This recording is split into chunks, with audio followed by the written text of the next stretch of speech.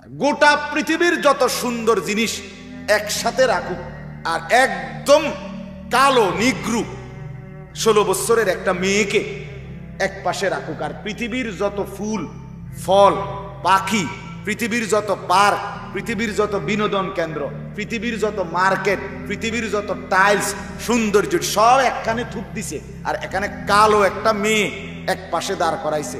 1 লক্ষ যুবক যদি এই পাশে দাঁড় করায় আর দেখতে বলা হয়, তো 1 লক্ষ যুবকের নজর বারবার ওই কালো মেয়েটার দিকে যায়। একজন স্যারে বলছে ছাত্রকে যে শেষের যদি শব্দ যেটা সেটা যদি মিলে তাহলে এটারে বলে কবিতা, মানে কবিতা বলে শেষ শব্দ 2 লাইনের মধ্যে যদি মিল্লা যায় তাহলে এটারে বলে কবিতা। তো ছাত্র আচ্ছা তাহলে স্যার আমিও চেষ্টা করবো কবিতা লিখতে, কালকে আমিও দেখি পারিনি 2টা লাইন লিখে আনবো। তো লিখছে সে সারা রাত চেষ্টা করে, পরের দিন স্যারকে শুনাইছে কবিতাটা কি, স্যারে পড়ে শুনাইছে। কি সুন্দর শরতের জ্যোৎস্নার রাতি, আকাশে উড়ে যায় এক ঝাঁক হাতি। বুঝেন নাই? মিলছে কিনা? রাতি আর কি হাতি মিলছে কিনা আগে এটা কর। রাতি আর হাতি মিলছে না? মিলছে। তোর শিখের তি মিলছে তো, তাহলে অতএব কবিতা হইছে। এখন স্যারে কয় ইন্নালিল্লাহ, শব্দ তো মিলছে ঠিক আছে বুঝলাম, কিন্তু তুমি কিতা উড়াই লাইলা। কোরআনুল কারীমের 12 নম্বর পারা, কোরআনুল কারীমের 13 নম্বর সূরা, না 12 নম্বর সূরা, পারাও 12 নম্বর, সূরাও 12 নম্বর। সূরাটির নাম সূরা ইউসুফ। এই সূরা ইউসুফের 1, 2, 3 তিনটি আয়াত আমি এই মাত্র আপনাদের সামনে তেলাওয়াত করেছি।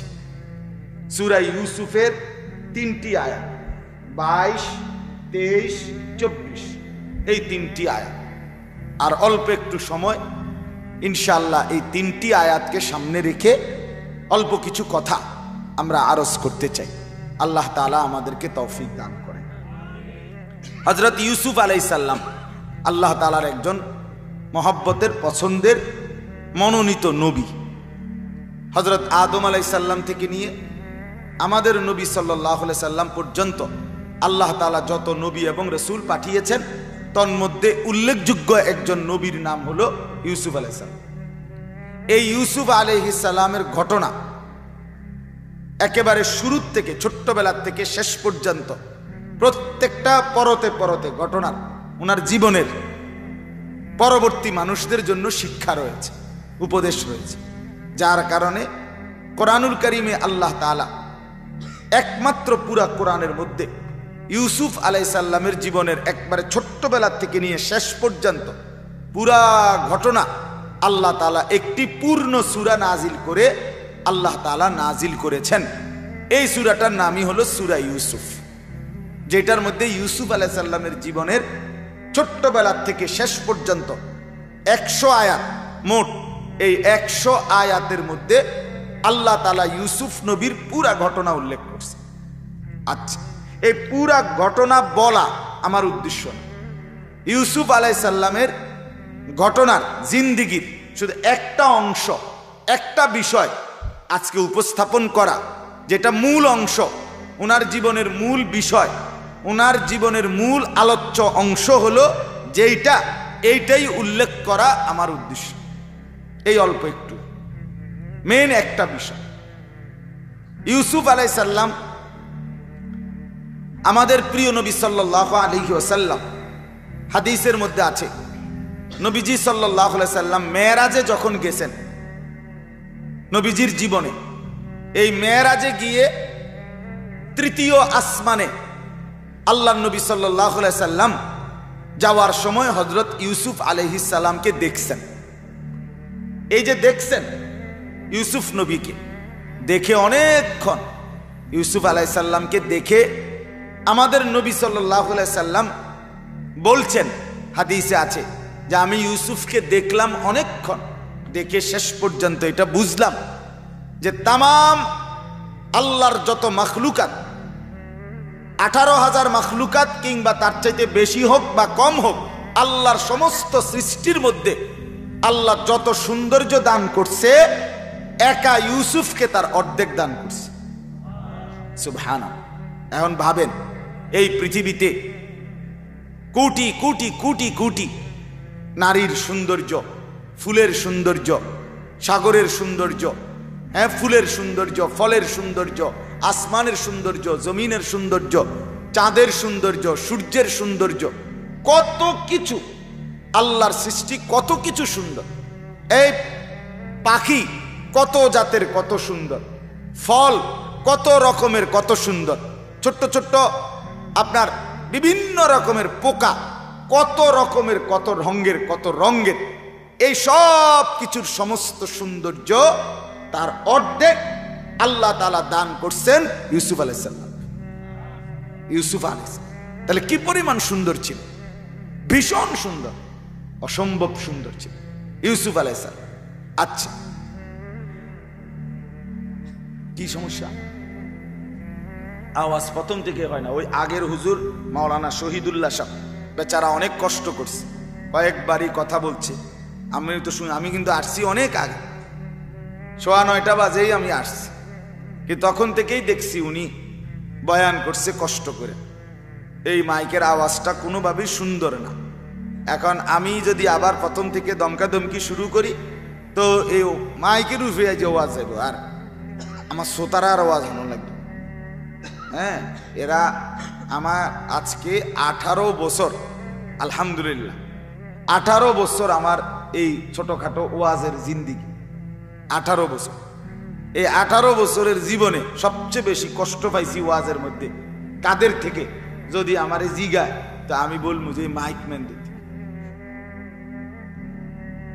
বুঝেন নাই? এটা 18 বছরের অভিজ্ঞতা।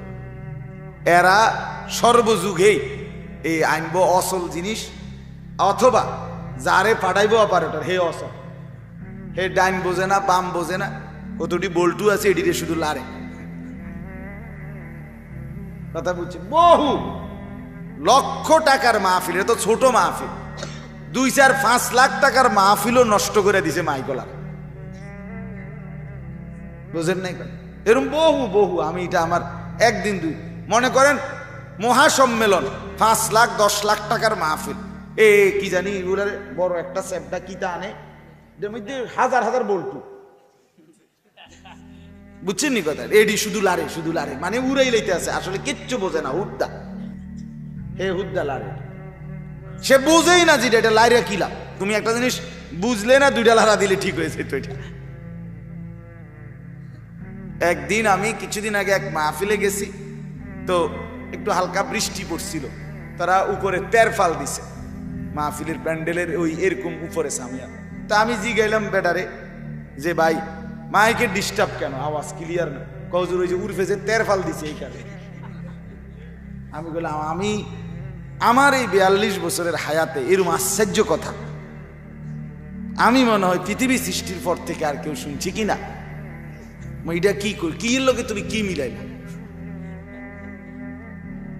বুঝেন না? মাইকের লোকের তেরফালের সমস্যা কি? এটা কোন আর কি। একজন স্যারে বলছে ছাত্রকে যে শেষের যদি শব্দ যেটা সেটা যদি মিলে তাহলে এটারে বলে কবিতা। মানে কবিতা বলে শেষ শব্দ 2 লাইনের মধ্যে যদি মিল্লা যায় তাহলে এটারে বলে কবিতা। তো ছাত্রকে আচ্ছা তাহলে স্যার আমিও চেষ্টা করবো কবিতা লিখতে, কালকে আমিও দেখি পারিনি 2টা লাইন লিখে আনবো। তো লিখছে সে সারা রাত চেষ্টা করে, পরের দিন স্যারকে শুনাইছে কবিতাটা কি, স্যারে পড়ে শুনাইছে।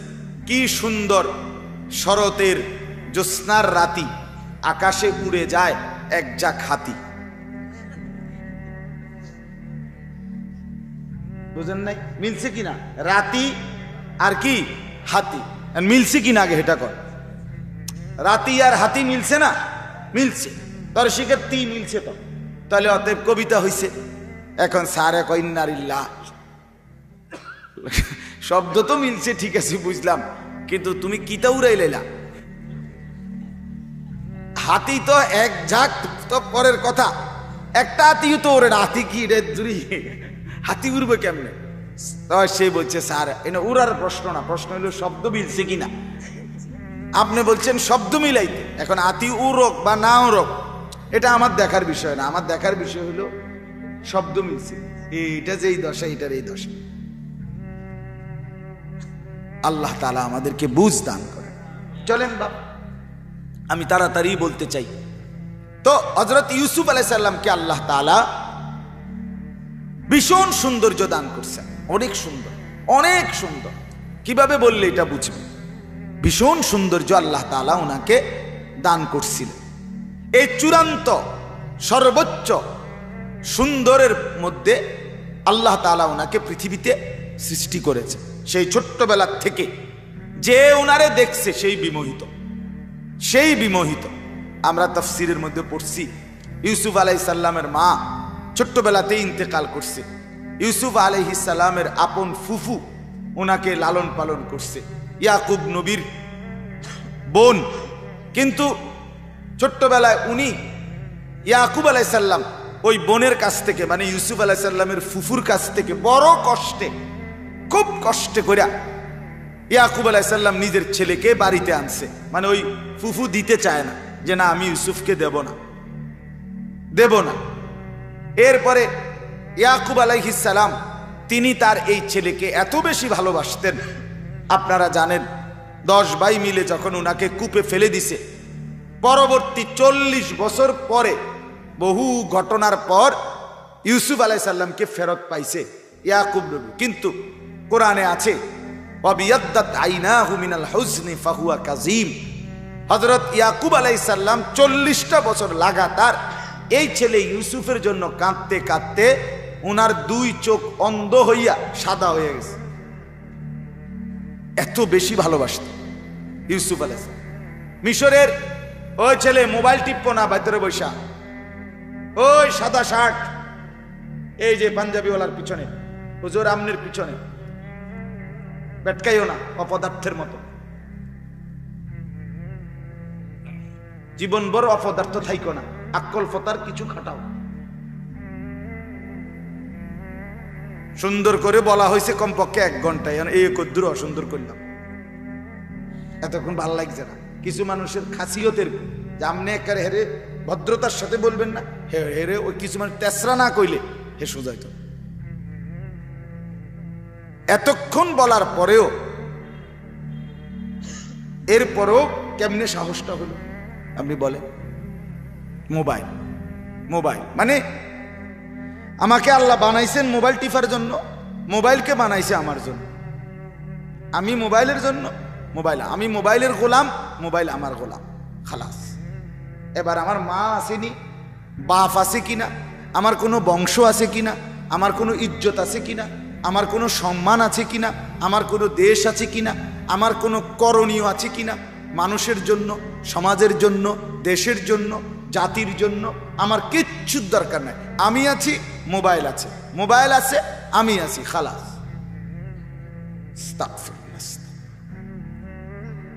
বন্ধু, এইভাবে দুনিয়া গড়ে না, এভাবে সুন্দর জীবন নষ্ট হয়েছে। হাজার হাজার লাখ লাখ ছেলে পঙ্গু হয়ে গেছে, পঙ্গু, অচল, অচল।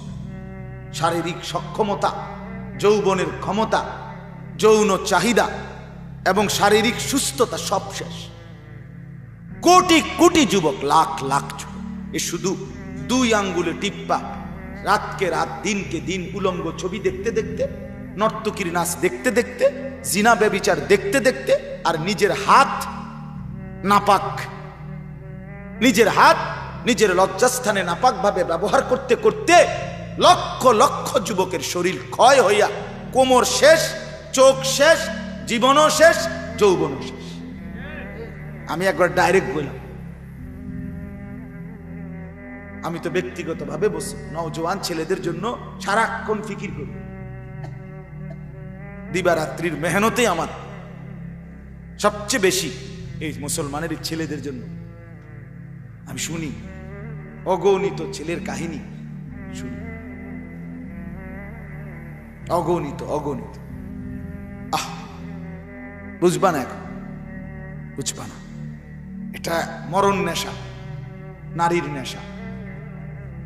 নারীর নেশা যারে ধরছে, ছবি দেখার নেশা, অশ্লীল দৃশ্য দেখার নেশা, সে শেষ। নারীর নেশা সবচেয়ে বড় নেশা। কোরআনুল কারীমে আল্লাহ বলছে যুয়্যিনা লিন-নাসি হুব্বুশ শাহওয়াত মিনান নিসা। এক নাম্বার আল্লাহ বলে এই পৃথিবীতে আমি যত জিনিস আকর্ষণীয় বানিয়েছি মানুষের জন্য, সবচেয়ে প্রথম এক নাম্বার নারী। গোটা পৃথিবীর যত সুন্দর জিনিস একসাথে রাখুক, আর একদম কালো নিগ্রু 16 বছরের একটা মেয়েকে এক পাশে রাখুক, আর পৃথিবীর যত ফুল ফল পাখি, পৃথিবীর যত পার্ক, পৃথিবীর যত বিনোদন কেন্দ্র, পৃথিবীর যত মার্কেট, পৃথিবীর যত টাইলস সৌন্দর্য সব একখানে থুপ দিছে, আর এখানে কালো একটা মেয়ে এক পাশে দাঁড় করাইছে। 1 লক্ষ যুবক যদি এই পাশে দাঁড় করায় আর দেখতে বলা হয়, তো 1 লক্ষ যুবকের নজর বারবার ওই কালো মেয়েটার দিকে যায়। এটা আল্লাহ প্রদত্ত। মানে এই যে নারীর প্রতি এই আকর্ষণ, এটা আল্লাহ প্রদত্ত। এজন্য আল্লাহ বলেন এটা আমি দিছি, এরপরে আমি বলে দিয়েছি কোন নারী দেখবা কোন নারী দেখবা না। যাকে দেখতে নিষেধ করেছি দেখলে জাহান্নাম, যাকে দেখতে অনুমতি দিয়েছি তার সাথে মিলিত হলেও নেকি জান্নাত। এজন্য হাদিসে স্পষ্ট আছে, আল্লাহর নবী বলছে হালাল স্ত্রী, স্বামী স্ত্রী যদি মিলিত হয়, নবী বলছেন সরাসরি আল্লাহর রাস্তায় সাদকা করার সওয়াব পায়। এক সাহাবী জিজ্ঞেস করছে, ইয়া রাসূলুল্লাহ, যৌবনের চাহিদা পূরণ করলো স্ত্রীর সহিত এত নেকি হবে? সুবহানাল্লাহ, নবীজি এত সুন্দর উত্তর দিছে। আল্লাহর নবী বললেন যে হে সাহাবী, এই মানুষটা যদি কোনো ভিন নারীর সাথে এই কাজটা করত, যদি অনুমতি নাই অন্য কোনো নারীর সাথে যদি এই লোকটা এই কাজটা করত, তুমি বলো তো তখন কি গুনাহ হইতো? সাহাবী বলেন অবশ্যই গুনাহ হইতো, জিনার গুনাহ হইতো। হইতো কিনা বলেন না কেন? তো নবীজি বলেন ভিন নারীর সাথে যদি অপকর্ম করে গুনাহ হয়, তাহলে হালাল স্ত্রীর সাথে মিলিত হলে নেকি হবে না কেন? উদাহরণ দিয়ে বুঝাইছেন। আল্লাহ রাসূল বলছে ইয়া শাবাবা কুরাইশ গুদ্দু আবসারাকুম ওয়াহফাজু ফুরুজাকুম। নবীজি ডাইরেক্ট উচ্চারণ করছে, হে কুরাইশের যুবকরা, চোখ নিচের দিকে নামাও, লজ্জাস্থানের হেফাজত করো। রাসূলুল্লাহ বলছেন ইয়া মাশারাশ শাবাব মান ইসতাতাআ মিনকুমুল বাআতা ফালইয়াতাযাওয়াজ। তোমাদের যাদের সামর্থ্য শারীরিক, আর্থিক, পারিবারিক সবটুকু মিলে যায়, তোমরা বিবাহ করো।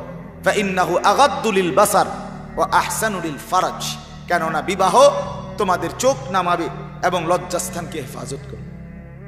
রাসূলুল্লাহ বলছেন, আল্লাহর নবী সাল্লাল্লাহু আলাইহি ওয়াসাল্লাম বলছেন মান নাযারা ইলা মাহাসিনি ইমরাআতিন আজনাবিয়্যা সুব্বা ফি আইনাইহিল আনিক ইয়াউমাল কিয়ামা। আল্লাহর নবী বলেন যে কোনো ভিন নারীর সাথে দিকে একবার বদনজরে কাম ভাবের দৃষ্টিতে তাকাইলো, কিয়ামতের দিন তার 2 চোখের উপরে জ্বলন্ত জাহান্নামের সীসা গলাইয়া হাসরের ময়দানে ঢেলে দেওয়া হবে। খোদার কসম, রব্বে কাবার কসম। বন্ধু আমার আজকে 3 দিন বা 4 দিন হবে, 3 দিন চোখ উঠছে। যে চোখ উঠা কয় না, এই যে আমার চোখ দেখেন লাল হয়ে রয়েছে, এটা অনেক লাল না, এ চোখ উঠছে। এ সামান্য চোখ তো চোখের জায়গাতেই আছে, কিন্তু একটু লাল হয়ে যায়। আমার সারাক্ষণ চোখটা খসখস খসখস খসখস করে, ব্যথা করে, কি যে অস্থিরতা লাগে। একটু পর পর ড্রপ দেই, এই পানি দিয়ে ধুই, আবার ছোট ছোট কিছু দিয়া টিস্যু দিয়া, এটা দিয়া এই যে পকেটে সারাক্ষণ টিস্যু রাখি, মুছি। মানে কত কিসিমের অস্বস্তি যে আমার লাগতেছে শুধু এই কদ্দূরে। এবার বন্ধু সেই চোখের উপরে যদি জ্বলন্ত সীসা ঢেলে দেওয়া হয় কেমন হবে দোস্ত? বন্ধু কষ্ট তো করতেই হবে, কষ্ট করতেই হবে, নিজেকে বাঁচাইতেই হবে, নিজেকে বাঁচাইতেই হবে, নিজেকে বাঁচাইতে হবে। কোরআনুল কারীমের মধ্যে আল্লাহ তাআলা বলছে রাসূলুল্লাহ সাল্লাল্লাহু আলাইহি ওয়াসাল্লামকে, বন্ধু যেই কোনো অপরাধের শাস্তি সমাজের মানুষ কিংবা সর্দার কিংবা বিচারক তারা করতে পারে, কিন্তু জিনা এবং ব্যভিচার, কোনো পুরুষ যদি নারীর সাথে অপকর্ম করে, কোনো নারী যদি পুরুষের সাথে অপকর্ম করে, ওই ব্যভিচারের শাস্তি কারো ফয়সালা দিলে হবে না, এই শাস্তি সরাসরি আমি আল্লাহ নির্ধারিত করে দিলাম। আয-যানিয়াতু ওয়াজ-যানি ফাজলিদু কুল্লা ওয়াহিদিন মিনহুমা মিআতা জালদা। আল্লাহ বলছে জিনাকার পুরুষ এবং জিনাকার মেয়ে, ব্যভিচারী নারী পুরুষকে 100 বেত্রাঘাত করো, এমন ভাবে যেন চামড়া দিয়া লাগে। এরপরে আল্লাহ পাক বলছে ওয়ালা তাখুযকুম বিহিমা রাফাতুন ফি দীনিল্লাহ। 100টি বেত্রাঘাত, চাবুকের আঘাত, চামড়া দিয়ে বানানো চাবুক, এই চাবুকের আঘাত করতে গিয়ে তোমাদের কলিজার ভিতরে যেন এক বিন্দু দয়া এবং মায়া না আসে, সাবধান। এরপরে কোরআনে আল্লাহ বলছে ওয়ালিয়াশহাদ আযাবাহুমা তাইফাতুম মিনাল মুমিনিন। জিনাকারী ব্যভিচারী ছেলে মেয়েকে যখন শাস্তি দিবা, চতুর্দিকে যেন মুমিনদের সংখ্যাগরিষ্ঠ লোক দাঁড়ায়া থাকে, তারা যেন সচক্ষে দেখে অসভ্য ছেলে এবং মেয়ের পরিণতি কি। কোরআনের আয়াত।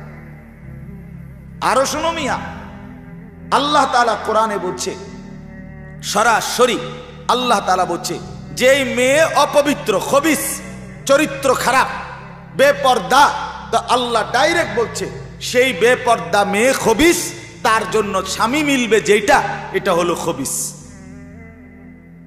যেই ছেলে বেশরম, নিজের লজ্জাস্থান হারাম ভাবে নষ্ট করছে, খারাপ ভাবে নষ্ট করছে, ছবি দেখে, নাচ দেখে, উলঙ্গ দৃশ্য দেখে, মেয়ের সাথে অবৈধ প্রেম করে, অথবা নিজের হাতকে খারাপ ব্যবহার করে, আল্লাহ তাআলা বলছে এই খবিস তার স্ত্রী মিলবে যেটা, এটা হবে খবিস।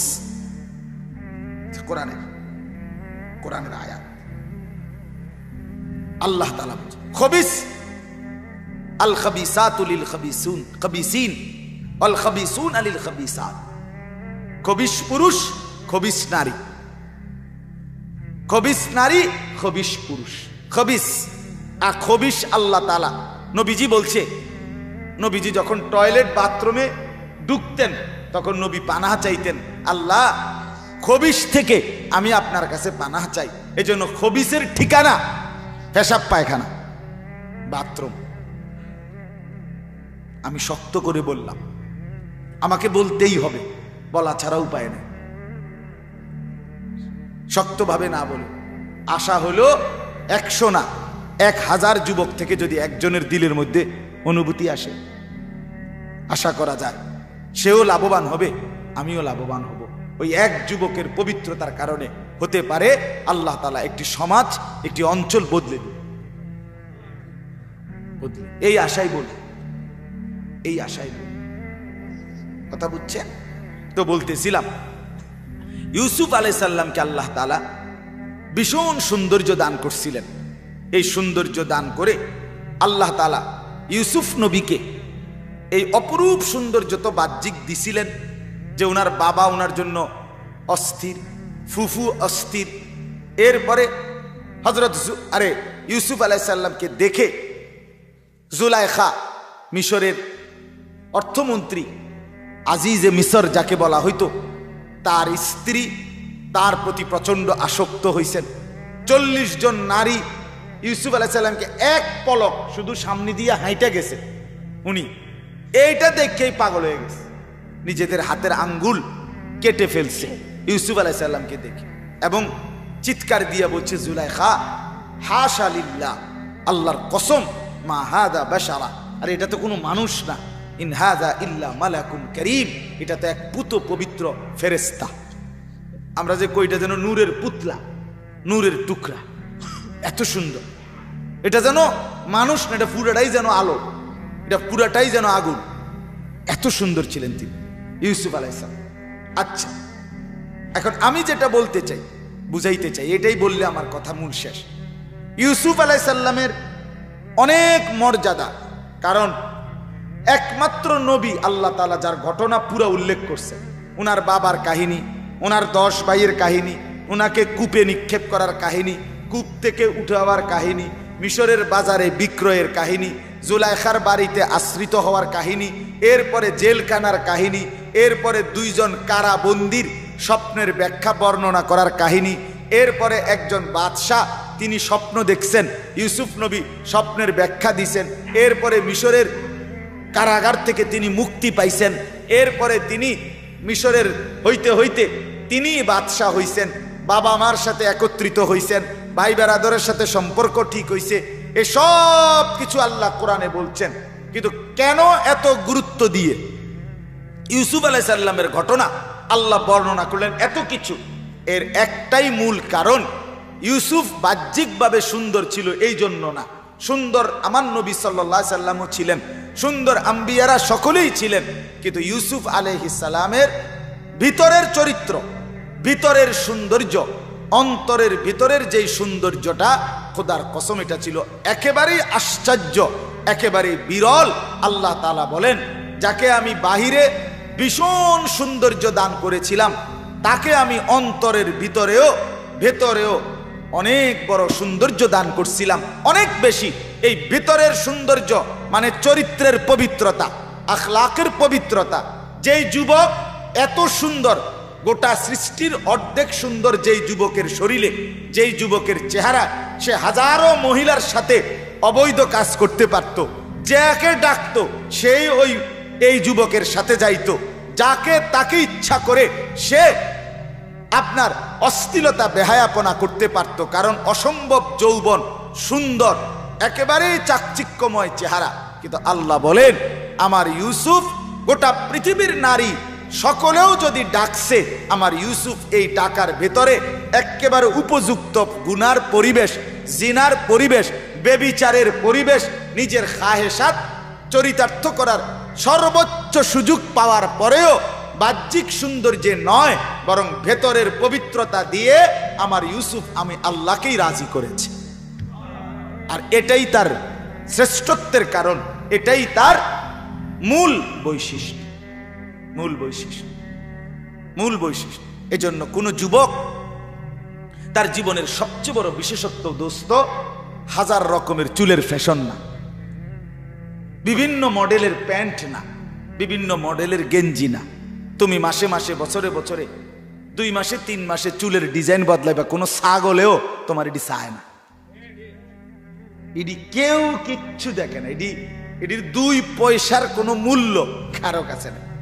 তুমি জীবনে কোনোদিন একটা ছেলে আমার এখানে দাঁড়াইয়া কও যে তুমি যে এই ডান দিকে বাম দিকে সামনে বিচিত্র মডেলের চুল রাখা কত ডিজাইনে তোর লাইরা চাইলা, কিন্তু মানুষে কেউ ডাইকা জিগাইছিনি যে মাশাআল্লাহ তুমি এত সুন্দর ডিজাইন করতে গাইলা ভাই? কেউ জিজ্ঞাসা, একটা ছেলে কও, একটা ছেলে। বরঞ্চ মানুষে হাসে হেরে দেখলে, যে দেখছো তারে দেখতে প্রতিবন্ধীর মতো মনে হয়। হ্যাঁ, বুঝায় যায়, তে হয় প্রতিবন্ধী, অথবা কোথাও ধরা খাইছে। হ্যাঁ, ধরা খাওয়ার কারণে কোনো এক সাইড দিয়ে কাটটা দেওয়াতে ওনার মিলাইতারে না, চুল মিলাইতে, এটা নিয়ম। ধরা খাইলে যেখানে কাটটা দেয়, তাহলে ওখানে বাহিটা মিলাইতে কষ্ট। ছি ছি ছি ছি ছি মিয়া, এটা যুগ যুগ ধরে এই চাচা, এই যে 2জন মুরব্বী আছে, এই মুরব্বী 2জন চাচা এখন সাক্ষী দেব, ওনা করে জিজ্ঞাসা করে দেখো। এটা গ্রামগঞ্জে সারা দেশে আজ থেকে 20 বছর 30 বছর আগে এটাই নিয়ম ছিল। গ্রামে গঞ্জে কোনোখানে কেউ আকাম কুকামে ধরা খাইলে এরকম চুলের বিভিন্ন খান দিয়ে কাটটা দিত কিনা বল? এটাই তো গ্রামের নিয়ম ছিল। তো এই ছেলেগুলো যাই না বুঝা নিজের টাকা দিয়া নিজে গিয়া সেলুনে এন দিয়েও ফালাই দিল, এদিক দিয়েও ফালাই দিল, মাঝখান দিয়ে রাখলো, আবার এদিক দিয়ে মাঝখান দিয়ে ফালাই দিল। তো এটা কি বোঝা গেল? যে সংগ্রামী দেশবাসী, আমি ধরা খাইছি, আমি নিজেই ধরা খাইছি, নিজের বিচার নিজেই করছি।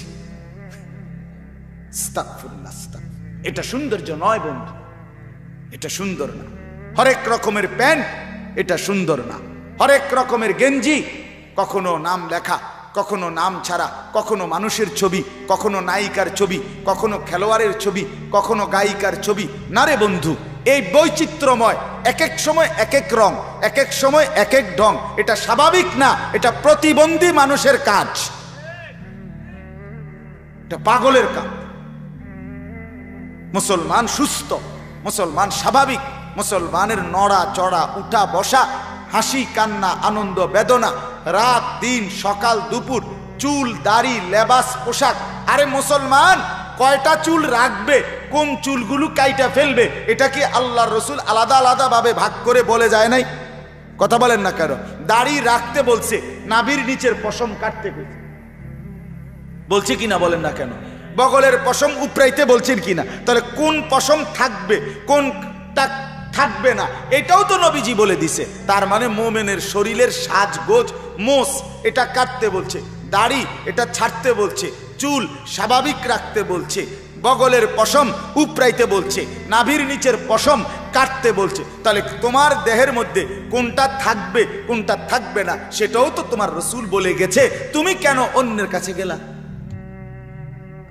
কেউ ছিল এক সাহাবী হযরত আনাস ইবনে মালিক বলেন, আমি একদিন নবীজি একটা লাল পার মানে কাপড়টা দুই কালারের, একটা লাল লাল ডোরা ডোরা কাটা দাগ দাগ একটা লাল চাদর পরছে নবীজি, আর মাথার মধ্যে তখন কাপড় ছিল না, চুলগুলো মাঝখান দিয়ে সিথি করা, পিছন দিয়া বাবরি চুল। নবীজির এই চেহারাটা দেখে হযরত আনাস বারা ইবনে আযেব উনি বলেন, খোদার কসম, মা রাআইতু মিন জি লিম্মাতিন ফি হুল্লাতিন হামরা আহসানা মিন রাসূলিল্লাহ। আল্লাহর কসম, বাবরি চুল বিশিষ্ট লাল লাল রেখাওয়ালা চাদর পরিহিত রাসূলুল্লাহর চাইতে বেশি সুন্দর আমি আমার এই দুই নয়নে আর কোনোদিন কাউকে দেখি। নবী সাল্লাল্লাহু আলাইহি সাল্লাম এমন সুন্দর ছিল। সাহাবীরা বলতেন, কাআন্না শামসা তাজরি ফি ওয়াজহিহি, নবীর চেহারা মোবারক দেখলে মনে হইতো আসমানের সূর্য তার চেহারার মধ্যে খেলতেছে। আরেক সাহাবী বলেন, কাআন্নাহু কিতাআতুম মিনাল কামার, নবীজির চেহারা মোবারক দেখলে মনে হইতো এটা যেন চাঁদের একটা টুকরা, চাঁদের একটা টুকরা। সাহাবী বলেন, ইজা সাররা ইস্তানারা ওয়াজহুহু, সাহাবী বলেন নবী যখন হাসতেন তার চেহারা মোবারকের মধ্যখানে দাঁতগুলো আলোকিত হয়ে যেত, নূরান্বিত হয়ে যেত। তিনি হাঁটলে মেশকের ঘ্রাণ হতো, তার দেহের পবিত্র ঘাম ঝরিলে সাহাবীরা বোতলের মধ্যে আতর হিসাবে ব্যবহার করত। জমিন অপেক্ষা করত নবী পেশাব করবে কখন, নবী পায়খানা বাথরুমের প্রয়োজন সারবে কখন। জমিন খুশিতে মাটি ফাঁকা হয়ে রাসূলুল্লাহর পেশাব পায়খানা গ্রহণ করত। এত সুন্দর, এত দামি, এত উত্তম যিনি, আমি কেন তাকে বাদ দিলাম? আর তাকে বাদ দিয়ে কাকে গ্রহণ করলাম? কাকে? এজন্য বন্ধু আমার, ইউসুফ আলাইহিস সালামের মূল বিষয় হলো এটা। আল্লাহ তাআলা বলেন, ইউসুফকে আমি অন্তরের একটা পবিত্রতা, চরিত্রের একটা বিশুদ্ধতা আমি দিয়েছিলাম। জুলাইখা নামের ওই মহিলাটা ইউসুফকে আবদ্ধ ঘরে ডেকে দরজা জানালা বন্ধ করে, সমস্ত সুযোগ ছিল ইউসুফ আলাইহিস সালামের সামনে। কেন? এক নাম্বার, ইউসুফ আলাইহিস সালাম মিশরের মানুষ না, উনি ছিলেন কেনানের অধিবাসী। ওনার বাপ দাদা চাচা জেডাস মামা ফুফা খালু কেউ চেনে না উনারে, এনে জানে না কে, মানে উনি কোন জায়গার কে, কারো কাছে যে বিচার দিব উনার নামে এরকম কেউ উনার আত্মীয় স্বজন মিশরে কেউ নাই। এক। দুই নাম্বার, যেই বাড়িতে এই অপকর্মের ঘটনা করতে চাইছিল ওই মহিলা, উনি এই বাড়িতেই বড় হইছেন, কাজে উনি আলগা কোন থেকে আইয়া বাড়ি ঢুকছে এ কথা বলার মতো কোনো মানুষের অধিকার সুযোগ ছিল না, যে কিরে এই ফোলাডা দি এই বাড়ি ঢুকলো কেন, কথা বোঝেন না। উনি তো আলগা লোক না, উনি তো থাকেই কি এই বাড়িতেই বড় হইছে উনি। তিন নাম্বার, যে তাকে ডাকছে সে তো সরাসরি উনার মনিব, মহিলাটা মনিবের স্ত্রী। তাইলে অন্য কেউ যে চাকরানি দাসী বান্দি ডাকছে মনিবের বউয়ে বা মনিবে শাস্তি দিবে এমনও কেউ না, সরাসরি মনিবের স্ত্রী ওনাকে অবৈধ কর্মের জন্য ডাকছেন। এরপরে 4 নম্বরে দরজা বন্ধ, জানালা বন্ধ, দাস দাসী দাসী বান্দি সব সরায় দিছে।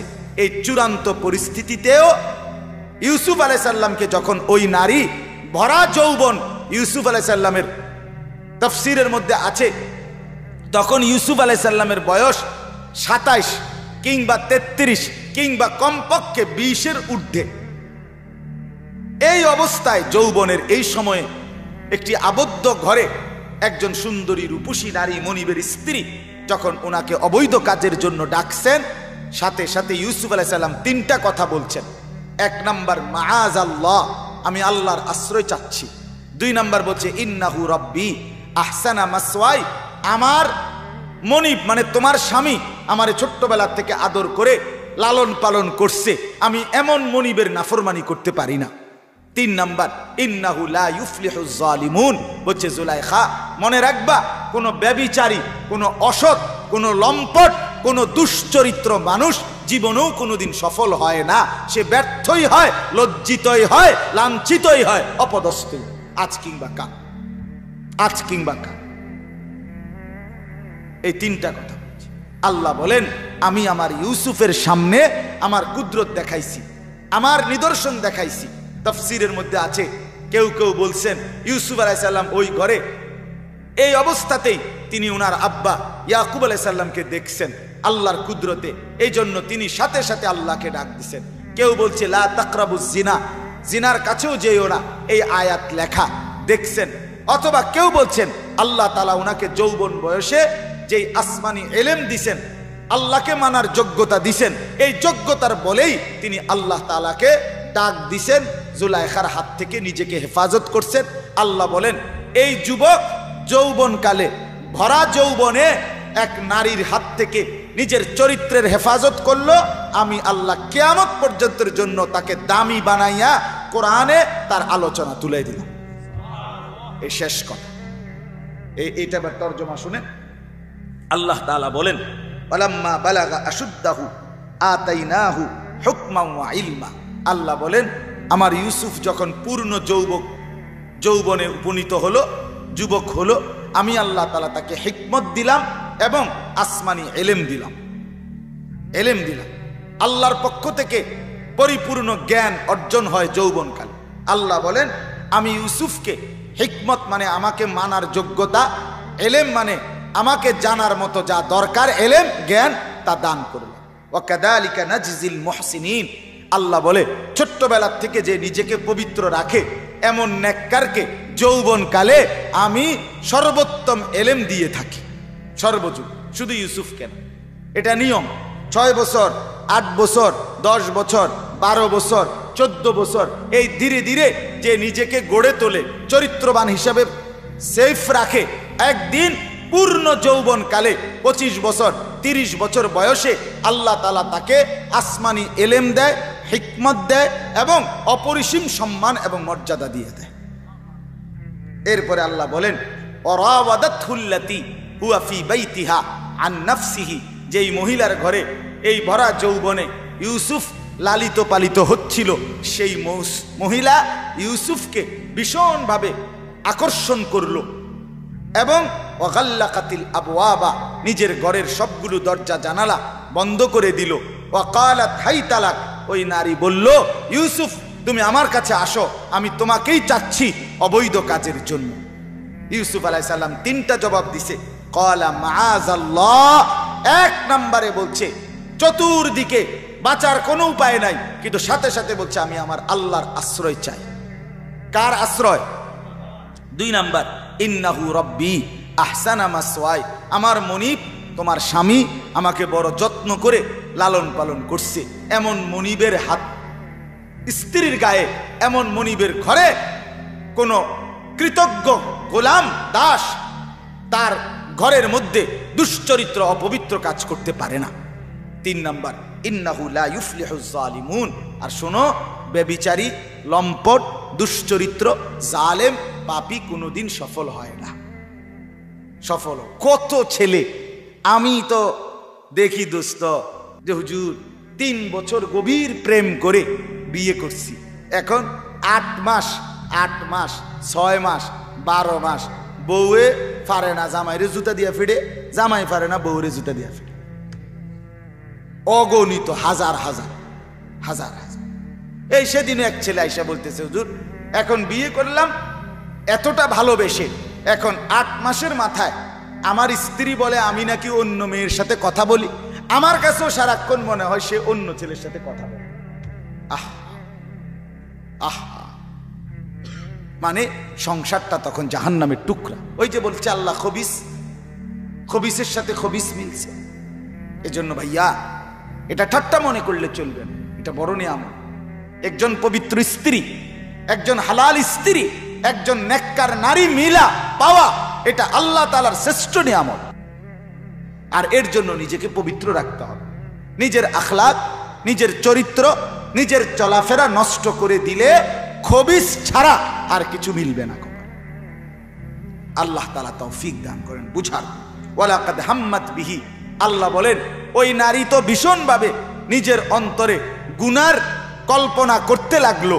ওয়া হাম্মা বিহা লাউলা আর রাআ বুরহানা রাব্বি, আমি আল্লাহর কুদরত, আমার নিদর্শন যদি ইউসুফের মতো যুবক যৌবনকালে না দেখতো, তাইলে শুধু নিজের মন গড়া চললে ইউসুফও ওই অপকর্মে লিপ্ত হয়ে যেত। এই জন্য যৌবনকালে আল্লাহ বলেন, বুঝাইতে চাইছেন যৌবনকালে আল্লাহর হুকুম, আল্লাহকে সেজদা, নামাজ, ইবাদত, বন্দিগি, আল্লাহওয়ালাদের সাথে সম্পর্ক থাকা উচিত। তাহলে জীবন হারায় না, জিন্দিগি নষ্ট হয় না, নিজে নিজে চললে হয় না বন্ধু। কাযালিকা লিনাসরিফা আনহু সুআ ওয়াল ফাহশা, আল্লাহ বলেন আমাকে যখন ইউসুফ ধরলো, তাকওয়া অবলম্বন করলো, আমি নিজে আল্লাহ দয়া করে সমস্ত মন্দ অশ্লীলতা থেকে ইউসুফকে বাঁচিয়ে দিলাম। ইন্নাহু মিন ইবাদিনাল মুখলাসিন, নিশ্চয়ই ইউসুফ যৌবনকালেই আমার মনোনীত বাছাই করা একজন বান্দাদের অন্তর্ভুক্ত হয়ে গেল। সুবহান। আজকের কথা শেষ, এতটুকু কথাই মূল বক্তব্য।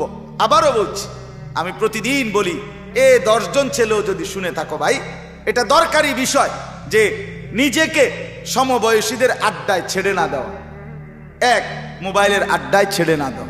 তোমরা যারা 16 বছরের 18 বছরের, তুমি যদি তোমার সামান্য ফলাইনের লগে সারাক্ষণ হাঁটো, বুদ্ধি, পরামর্শ, চলাফেরা, স্টাইল, কথাবার্তা সব যদি তার থেকেই নেও, বিশ্বাস করো, নিশ্চিত আমি অভিজ্ঞতা থেকে বললাম, হয় তোমারে নষ্ট করে দিই, হয় তোমারে বরবাদ করে। তোমার মোবাইলে এমবি নাই, হেইতে এমবি দিয়া তোমার মোবাইলে লাগবে না, তার মোবাইল দিয়ে তোমার উলঙ্গ ছবি দেখা। তুমি নারীর খবর জানো না, হে তোমারে অসভ্য নারী কোথায় থাকে বের করে দিবে। পতিতা নারী, বেশ্যা নারী কই পাওয়া যায় সে তোমারে জানাই দিবে। মদের আড্ডা তুমি চেনো না, ওই জানোয়ারি বন্ধু নামের ওই শয়তান তোমারে মদের আড্ডা দেখায়। জুয়া কেমনে খেলে তুমি বুঝো না, ওই জানোয়ার তোমার লগে যে চলে খারাইয়া মুতে একটা ওয়াক্ত সেজদা দেয় না, এই জানোয়ারই তোমারে জুয়া খেলা দেখাই দিবে। মনে রাখতে, অতএব দয়া করে একটা ছেলেও বুঝে নাও, অসৎ বন্ধুর পাল্লায় পড়ো না, নারীর ফাঁদে পড়ো না। একজন পবিত্র স্ত্রী, হালাল স্ত্রী আল্লাহ যথাসময়ে পৌঁছায় দেন, জিন্দিগি তখন সুন্দর হবে। আর এই মোবাইলের অশ্লীল ছবি, নারীর দৃশ্য, জিনা ব্যভিচারের ছবি, এটা চরিত্র নষ্ট করে, আখলাক নষ্ট করে, শরীর নষ্ট করে, জীবন যৌবন সব নষ্ট করে, আখিরাত বরবাদ করে। আল্লাহ তাআলা আমাদের প্রত্যেকটা যুবককে ইউসুফ আলাইহিস সালামের মতো ভরা যৌবনে নিজের চরিত্র পবিত্র রাখার মতো হিম্মত দান করেন। আজকের মাহফিলকে আল্লাহ তাআলা কবুল করেন, আমিন। আলহামদুলিল্লাহ।